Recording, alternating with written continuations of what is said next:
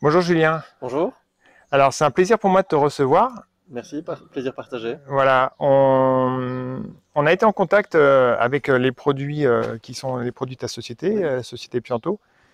Le Pianto est un produit que je voyais chez ma grand-mère mhm, quand j'étais petit et que Irène Grosjean prescrit aussi beaucoup dans ses plans de santé. Alors on n'a pas le droit de dire le mot prescrire, propose oui. beaucoup dans ses plans de santé.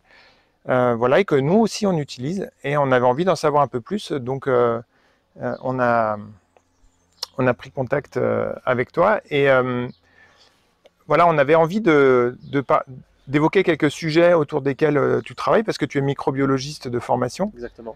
et en particulier, on avait envie de parler avec toi du microbiote Mhm. aujourd'hui qui reste quelque chose dont on lit souvent des articles sur le microbiote, voilà, c'est un mot qui est maintenant grand public, qui n'était pas il y a 10 ans, Oui. mais qui reste assez mystérieux quand Mhm. même pour pas mal de monde.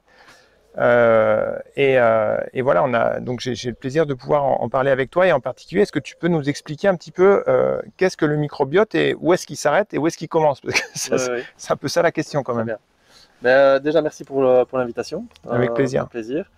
Alors, pour répondre à ta question, la question est assez vaste. Donc, il y a plusieurs choses. Déjà, premièrement, comme tu l'as très bien dit, le microbiote est un domaine qui est en pleine évolution. C'est-à-dire qu'il y a une vingtaine d'années, on parlait assez peu du microbiote, ça a été les débuts des découvertes, et même les spécialistes à l'époque n'y croyaient pas trop. Alors qu'aujourd'hui, le microbiote est central dans notre santé, et plus personne n'oserait contester son importance. Donc ça, c'est déjà un premier élément, c'est quelque chose qui est en pleine évolution. Et donc, ça signifie que la majorité des personnes, en fait, ont des connaissances sur le microbiote qui datent d'il y a une dizaine d'années. Donc, c'est pour ça que Hmm. ça m'était important pour moi, déjà, parce que je suis microbiologiste, c'est un peu ma passion, mais aussi, je pensais que c'était intéressant d'essayer d'apporter les dernières informations sur le microbiote à ton public. D'accord, très bien. Et alors, l'idée que je m'en fais, mais je vais partir de mon idée parce que je pense que c'est une idée qui est partagée, c'est que le microbiote, c'est un ensemble de bactéries finalement qui est présent dans notre tube digestif à un endroit qu'on ne saurait pas exactement situer. Oui. Et en fait, Euh, ce que l'idée populaire qu'on peut en avoir, c'est que c'est une population qui est constituée de mauvaises enfin de mauvaises. Enfin, en tout cas, il peut y avoir des bactéries qui, euh, ouais, alors, je ne sais pas quel terme employer, mais mauvaises, on va Mhm. dire, et des bonnes bactéries finalement, donc qui peuvent cohabiter, que parfois il y a une population qui peut prendre le dessus sur l'autre, Oui. et que finalement, le microbiote, alors je ne sais pas si l'état du microbiote va aller être à la source de troubles aigus.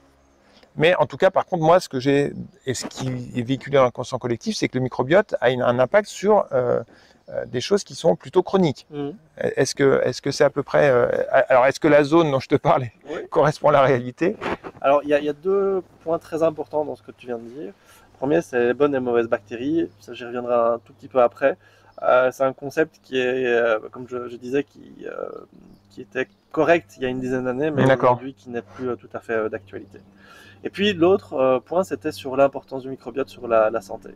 Alors déjà, il faut, pour bien comprendre l'importance du microbiote, euh, savoir le localiser et comprendre qu'il est localisé à un carrefour stratégique de notre D'accord. santé. C'est-à-dire qu'il se trouve au niveau du tube digestif, à l'intérieur du tube digestif. On parle de microbiote intestinal, donc le microbiote qui se trouve dans les intestins. Et on pourrait, et c'est ce qu'on a longtemps fait pendant des années, des dizaines d'années, penser que c'est juste des bactéries qui traînent par là. Mais en réalité, C'est simplifié à l'extrême oui, là, oui, mais oui. Mais bon, pourtant, c'est ce qu'on a ouais, longtemps pensé. Hein. On pensait que c'était juste des bactéries et que s'il n'y avait pas de bactéries, on se porterait tout aussi bien.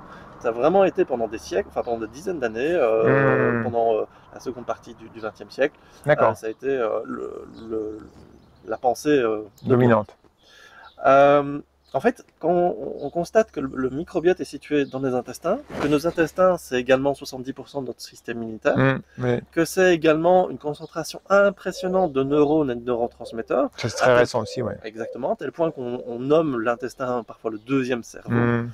D'ailleurs, petite parenthèse sur ces neurones et neurotransmetteurs, il faut savoir que pour bien se représenter cette importance, qu'il y a autant de neurones dans notre tube digestif que dans le cerveau d'un chat. Ah Et oui, donc, la nature étant généralement bien faite et travaillant à l'économie, oui, il c'est y a pas pour beaucoup rien. trop de neurones Oui, pour que ça serve à rien. pour servir uniquement à la digestion. Oui, Donc, oui, ça sert à beaucoup oui, plus oui. de choses. Et en plus, le deuxième cerveau est connecté à notre premier cerveau. Hmm, Et donc, quand on comprend que le microbiote communique avec le système immunitaire et le système nerveux, et en fait, on peut avoir des impacts sur l'ensemble hmm, de notre santé. Et c'est comme ça qu'on peut avoir des problèmes de diabète, des problèmes d'obésité, des problèmes de peau, des problèmes au niveau du système nerveux central, comme le stress, le sommeil, hmm. qui peuvent être impactés par le microbiote, qui, de prime abord, était fortement localisé, mais qui, on comprend par cette position stratégique, va avoir des impacts ailleurs sur notre santé. Deuxième point sur lequel je voulais revenir, c'était ce concept de bonne et de mauvaise bactérie. Comme je disais, c'était quelque chose qui était compréhensible il y a 10 ans. Aujourd'hui, en fait, on sait que du point de vue microbiologique, c'est pas tout à fait ça. Du point de vue microbiologique, une bactérie n'est pas bonne ou n'est pas mauvaise Hmm. par définition. On a même des cas extrêmes où une bactérie pathogène peut, dans certains cas très très spécifiques, avoir des effets bénéfiques sur la santé. Hmm. Donc, la nuance est beaucoup plus complexe que ça. Et pour comprendre le microbiote, il y a plusieurs niveaux de compréhension. Le premier, c'est faire comme on a fait pendant des années, c'est de parler de bactéries, l'une ou l'autre bactérie, bifido, lacto, etc. Enfin, Hmm. lactobacillus, pardon, et bifidobacterium, qu'on va retrouver dans les probiotiques, ça tombe bien, Hmm. et de se dire que ça va avoir un impact sur notre santé. Au jour d'aujourd'hui, on en est revenu et on essaye d'avoir une vision plus large du microbiote. La vision qu'on en a aujourd'hui, c'est, en tout cas sur la qualité du microbiote, c'est plus de parler de la diversité du microbiote. D'accord. C'est-à-dire que plus un microbiote est diversifié, plus le microbiote va être de qualité. Et là, il y a pas mal d'études qui vont dans ce sens. Mais j'insiste toujours sur le fait que les études sur le microbiote enfin, sur le microbiote est un domaine qui est en pleine évolution D'accord. et que donc ce que je dis aujourd'hui sera peut-être faux dans 10 ans. Oui, oui, oui. Mais il faut faire attention. Mais voilà, c'est vraiment les données qu'on a aujourd'hui. De toute façon, c'est la science, hein, finalement. Oui, On a pour habitude de progresser avec des connaissances, et puis après, des connaissances qu'on a, on fait des itérations, on fait ça soulève des questions. ça soulève des questions, on fait des essais, et puis on en revient, et puis ça évolue. En Oui, fait, enfin, la science, pour moi, c'est pas une discipline, c'est une discipline vraiment en évolution, quoi. Enfin, exactement. Oui, oui. qui est, C'est ça. ouais, on peut pas être sûr. On peut être sûr aujourd'hui, et puis peut-être dans 10 ans, comme tu dis, Ouais. ce sera différent, quoi. Euh, alors, on en avait parlé un petit peu entre nous là, quand on s'est vu. Tu évoquais en fait la diversité. En fait, moi, je suis agronome de formation et en fait, on se rend compte que dans les pratiques agricoles, finalement, les pratiques agricoles les plus dangereuses et qui demandent le plus d'apports extérieurs pour pouvoir arriver à leur fin, finalement, ce sont les pratiques en monoculture, c'est-à-dire c'est des pratiques qui vont qui vont faire pousser des plantes, mais dans quelque chose de fragile, parce que Mhm. la monoculture, c'est s'il y a soit une maladie, soit des prédateurs ou des ravageurs qui se mettent dans une culture en monoculture, tout est décimé tout de suite. Et qu'en fait, les systèmes plus pérennes sont des systèmes, bon, on va dire polyculture élevage à la taille d'une ferme, mais en tout cas à la taille d'une parcelle en permaculture avec beaucoup de strates de végétaux, avec de la faune, etc. Euh, Tu me disais qu'en fait, chez nos ancêtres, finalement, le microbiote était le spectre, on va dire, je pense que c'est ça que tu Oui. utilises comme le spectre de bactéries présentes était plus important.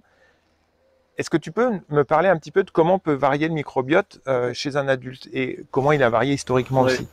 En fait, le concept de diversité est apparu il y a 7-8 ans maintenant, dans des premières études qui ont étudié, le but c'était d'étudier certaines pathologies et de comparer la diversité de microbiote dans ces pathologies par rapport à des personnes dites saines, donc qui Mmh, n'avaient pas de pathologie. Et ce qu'ont fait les chercheurs à l'époque, c'était de comparer le microbiote chez des personnes obèses et des personnes non obèses. Et donc, ils se sont rendus compte que chez les personnes obèses, on avait une diminution de la diversité. Et c'est comme ça qu'on a commencé à chercher, à soulever les questions sur le rôle du microbiote dans l'obésité. Mais comme je disais tout à l'heure, en fait, on considérait que les personnes dites saines avaient un microbiote idéal. oui. Et puis, il y a d'autres chercheurs qui se sont dit, mais on a quand même pas mal évolué depuis quelques siècles maintenant par rapport à nos ancêtres. Et la question, c'est est-ce que nos ancêtres avaient un microbiote différent de nous? Donc, ils ont été chercher des populations qui vivaient avec les mêmes rythmes que nos ancêtres, et ont étudié leur microbiote. Et c'est là où a été vraiment la grande surprise, c'est que dans les populations occidentales dites saines, mais en fait, on a déjà un problème au niveau de la diversité du microbiote. On a déjà un microbiote qui est faiblement diversifié, donc qui va être qui va donner plus facilement des pathologies dites de civilisation occidentale, comme les pathologies cardiovasculaires, hépatiques, obésité, diabète et ce genre de choses. Bien sûr, ce ne sont pas les seuls facteurs, il ne faudrait pas résumer ces pathologies à seul microbiote, mais le microbiote est un acteur important dans ces problématiques. Et donc, il est important de vraiment essayer de stimuler la diversité de notre microbiote. D'accord. Et pour la stimuler, justement, qu'est-ce que tu conseilles, toi? Quelles sont les pratiques alimentaires à favoriser? Ou quelles sont, je ne sais pas, peut-être il y a d'autres pratiques de la vie courante, mais en tout cas sur l'alimentation, c'est un facteur primordial, je pense. L'alimentation est un élément essentiel, mais pas que. L'alimentation va déjà revenir à une alimentation plus naturelle, moins transformée. La transformation est déjà un élément très problématique, rien que la transformation, parce qu'on va tuer toutes les bactéries que contiennent nos aliments. On va retirer énormément de composés qui composent ces aliments et qui vont venir nourrir le microbiote, qui vont favoriser les enzymes aussi sont détruites, notamment. Donc ça va être déjà un élément important. Mais il faut bien se rendre compte que, en fait, de manière assez surprenante ou pas, les bactéries qui composent notre microbiote, en fait, on les retrouve entièrement dans le sol, dans la terre. D'accord. Et en fait, donc on va venir se nourrir des aliments qui poussent dans la terre, enfin notre microbiote se nourrit de ces aliments. Et c'est pour ça que les légumes javelisés, par exemple, ou nettoyés où il n'y a plus aucune bactérie, sont peut-être des légumes, mais c'est pas pour ça que ça va être aussi efficace que les légumes que vous pourriez avoir cultivés chez vous ou venant d'un maraîcher local. Local, exactement. Donc ça, c'est vraiment un point très très important. Et ce contact avec la nature, avec l'extérieur, passe par l'alimentation, comme je le disais, mais pas que. C'est-à-dire que tous les jours, on est en contact avec des éléments. Tous les jours, nos mains vont à notre bouche et donc vont nourrir ce microbiote. Si on arrive à se nourrir du microbiote qui est dans notre environnement, ça va de nouveau aider notre microbiote. On voit ainsi que des personnes qui vivent à la campagne vont avoir un microbiote plus diversifié que les personnes qui vivent en ville. Les personnes qui vivent avec des animaux vont avoir un microbiote plus diversifié que les personnes qui vivent sans animaux. Parce que voilà, ça fait partie de notre interaction avec la nature. Ce serait une erreur de détacher l'humain de la nature de son milieu. Donc un mode de vie assez citadin, traditionnel, avec beaucoup de produits transformés, c'est plutôt ce à quoi il faut, dans ces cas-là, il faut faire attention. Exactement. Et donc, on va essayer de revenir pour favoriser le microbiote à des aliments naturels. On va essayer de revenir aussi à des conservations naturelles. C'est-à-dire que les conservateurs vont tuer les bactéries, donc appauvrir le microbiote. Et inversement, les conservateurs naturels, comme la fermentation, vont plutôt venir enrichir notre microbiote. La fermentation est un outil incroyable pour venir nourrir notre microbiote. Donc, ça fait partie des techniques. Les fibres, les prébiotiques sont aussi des éléments importants. D'accord. Oui, la fermentation, nous, c'est vraiment au cœur des modes de transformation qu'on préconise en alimentation vivante, parce que la fermentation, comme la germination, la germination et la fermentation, c'est vraiment... Je m'évertue à expliquer ça, que c'est des modes de transformation du vivant qui vont... quand on retrouve l'aliment à la fin du processus, il est plus riche qu'au début, en fait. Alors que dans les modes de transformation industrielle, l'aliment est plus pauvre. Que ce soit pasteurisé, cuit, hyper transformé, ou alors quand on a blanchi le sucre, la farine, le sel, etc., l'aliment est plus pauvre. Et là, la fermentation, on y reviendra dans un deuxième épisode, mais c'est ce qui m'a plu et c'est ce qui me plaît chez Pianto, c'est que vous avez mis le focus pour vos produits sur ce processus de fermentation. Oui. En fait, tous nos produits sont basés sur les processus de fermentation. C'est la base de nos produits. On verra dans la prochaine vidéo un peu ce qui différencie de la fermentation qu'on peut faire chez soi à la fermentation dans le Piento. Mais c'est clairement un élément central. Et moi, ce qui me plaît, enfin, tu parlais tout à l'heure que tu voyais ce produit chez ta grand-mère quand tu étais petit. En fait, on fait les 65 ans du produit, donc effectivement, c'est pas un produit nouveau. Mais ce qui m'a toujours frappé, c'est de voir à quel point la personne qui l'avait inventé avait compris que le microbiote, que la fermentation est un élément essentiel pour apporter des nutriments et des micronutriments. Intuitivement finalement, parce qu'à l'époque, il n'y avait pas les outils qu'on a aujourd'hui. Donc Exactement. ça c'est toujours, c'est ce qui je trouve vraiment bien chez les, enfin bien, c'est ce qui m'impacte chez les pionniers. On est allé voir quelqu'un au Costa Rica là, qui était un petit peu à l'origine de l'alimentation vivante, et lui, il y a 50 ans, il avait imaginé le truc, et aujourd'hui on en voit les bénéfices alors qu'on n'a pas les outils. Donc j'imagine que le fondateur de la société, oui, c'était un pionnier quelque part. Exactement. En fait, un visionnaire. Oui, tout à fait. Il y a dans nos ancêtres pas mal de sagesse qu'on a oublié, qu'on commence à revoir, à retrouver maintenant. Parce qu'on les a oubliés parce que c'était pas étudié de la manière la plus adéquate possible, enfin, ou en tout cas actuelle possible.